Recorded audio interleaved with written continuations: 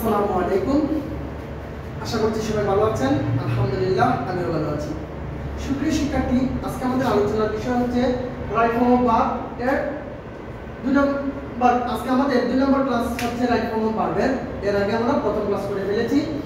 Right form of ভার্বের 2 নম্বর ক্লাসে থাকছে আমাদের 4 থেকে 7 পর্যন্ত রুলস। এর আগের ভিডিওতে 1 থেকে 3 পর্যন্ত চলে গেছে। সুপ্রিয় শিক্ষার্থী, রুল 4 এ বলা আছে সেন্টেন্সে দুইটি ভার্ব থাকলে দ্বিতীয় ভার্বের সাথে আইএনজি হয়।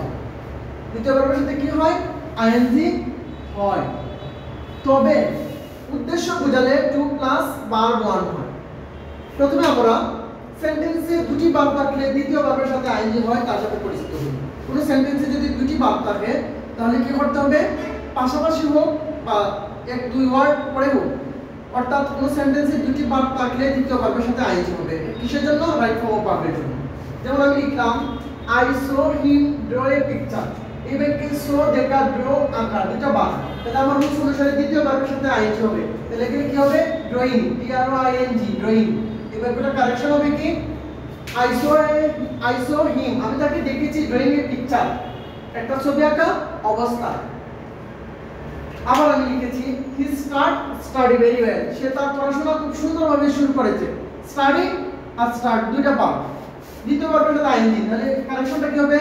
স্টাডিং। তারপর যে তবে উদ্দেশ্য বোঝালে 2 প্লাস ভার্ব 1 হয়। আমি লিখলাম হি কাম হিয়ার লার্ন ইংলিশ, সে এখানে এসেছে ইংরেজি শিক্ষার জন্য। তার আসার কারণ কি? লার্ন, উদ্দেশ্য। তার আসার পিছনে একটা উদ্দেশ্য রয়েছে, এজন্য কি হবে? 2 প্লাস ভার্ব 1 হবে। তাহলে হি কাম হিয়ার টু আর লার্ন, যা আছে তাই, টু লার্ন ইংলিশ, ইংরেজি শিক্ষার জন্য। আশা করছি আমরা রুল 4 বুঝতে পেরেছি। রুল 5 এ বলা আছে সকল প্রিপজিশনের পর ভার্ব প্লাস আইএনজি হয়, শুধুমাত্র টু এর পর 2 প্লাস ভার্ব 1 হয়। আমি আবার বলছি, পৃথিবীর বুকে যত প্রিপজিশন আছে সব প্রিপজিশনের পর ভার্বের সাথে আইএনজি হয়, শুধুমাত্র ব্যতিক্রম হচ্ছে টু প্রিপজিশন। ওই প্রিপজিশনটা হচ্ছে শুধুমাত্র ব্যতিক্রম। টু যদি থাকে শূন্যস্থানের পূর্বে বা ভার্বের পূর্বে, তাহলে টু এর পর যে ভার্বটা আছে মানে ভার্বের বেস ফর্মটা বসবে। যেমন আমি লিখেছি he has success in the exam, এখানে ভার্ব আছে পাস আর প্রিপজিশন আছে ইন। আবার সকল প্রিপজিশনের পর কি হয়? ভার্বের সাথে আইএনজি, তাহলে পাসের সাথে হয়ে যাবে পাসিং, তাহলে কারেক্ট। এরপর আমি লিখেছি I am going to learn English, I am going to learn English, তাহলে এখানে কি কারেকশন করাই আছে, কারণ I am going to, I am going, আমি যাচ্ছি লার্ন ইংলিশ। আমার কি? আমার যাওয়ার পিছনে উদ্দেশ্যটা কি? ইংরেজি শিক্ষা। এজন্য কি হবে? 2 প্লাস ভার্ব 1, 2 আছে আমার, ভার্ব 1 হচ্ছে লার্ন।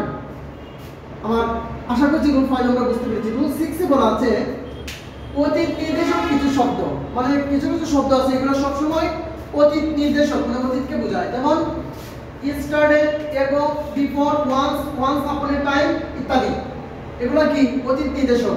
এই শব্দগুলো যদি সেন্টেন্সে থাকে আর তারপর ভার্বকে কানেকশন করতে হয়, অর্থাৎ রাইট ফর্ম ভার্ব করতে হয়, তাহলে কি হবে? এগুলো ফার্স্ট ইনডিফিনিট টেন্স হবে, ফার্স্ট ইনডিফিনিট টেন্স। আর ঘটনাটা কি হবে? সম্পূর্ণ অতীতকালে। যেমন আমি লিখেছি হি কাম হুম yesterday, সে গতকাল এসেছিল। তাহলে গতকাল বলতে অতীতে এসেছে, তাহলে আমার ভার্বটা কি করতে হবে? অতীতকালে করতে হবে। তাহলে কামের ফার্স্ট ফর্ম হচ্ছে কেম, সি এ এম ই, কেম। এখানে কানেকশনটা হচ্ছে হি কেম হুম yesterday।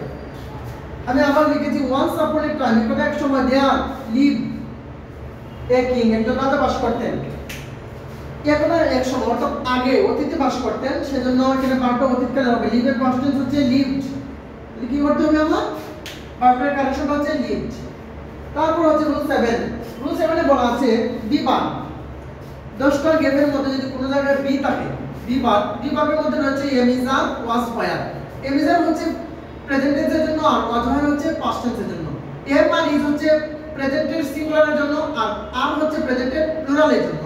Wire, was and wire, ওয়াজ হচ্ছে পাস্টের সিঙ্গুলারের জন্য আর ওয়্যার হচ্ছে পাস্টের প্লুরালের জন্য। আমি লিখেছি there lived a king who be very good person, there lived a king, সেখানে একজন রাজা বাস করতেন যে ছিলেন খুব ভালো ব্যক্তি। তাহলে কি হবে? এখানে বির জন্য যেহেতু lived ফার্স্ট টেন্স, তাহলে আছে আমার ওয়াজ ওয়্যার, যেহেতু একজন ব্যক্তি সেজন্য হবে ওয়াজ। এখানে বির জন্য হবে কি? Was. There lived a king who was very good person. সেখানে একজন রাজা বাস করতেন যে ছিলেন খুব ভালো ব্যক্তি বা যে ছিল ভালো ব্যক্তি। আমি যদি এখন লিখি আর একটা নতুন সেন্টেন্স যদি আমি এখানে কানেকশন করি, শুধুমাত্র একটা উদাহরণে বোঝা যায় না ক্লিয়ার, সেজন্য আমি আবার একটা উদাহরণ যোগ করে দিচ্ছি। ইন উইন্টার, শীতকালে, football being popular game in our country। আমি লিখলাম শীতকালে football popular game in our country. শীতকালে আমাদের ধরুন আমাদের দেশে শীতকালে ফুটবল খেলা জনপ্রিয়, তাহলে এখানে কি হবে একটা খেলা, মাত্র একটা খেলা সিঙ্গুলার বার হবে, এখানে বি জন্য কি হবে ইজ, যে in winter football is popular game in our country. এখন যদি আমি লিখি in summer cricket and football popular game in our country, এখানে যদি ক্রিকেট এন্ড ফুটবল সাবজেক্ট যদি দুইটা হয় তাহলে এখানে কি হয়ে যাবে আর হয়ে যাবে। সুপ্রিয় শিক্ষার্থী, আশা করছি আমরা রুল 4, 5, 6, 7 ভালোভাবে বুঝতে পেরেছি। সবাই ভালো থাকবেন, সুস্থ থাকবেন, আল্লাহ হাফেজ।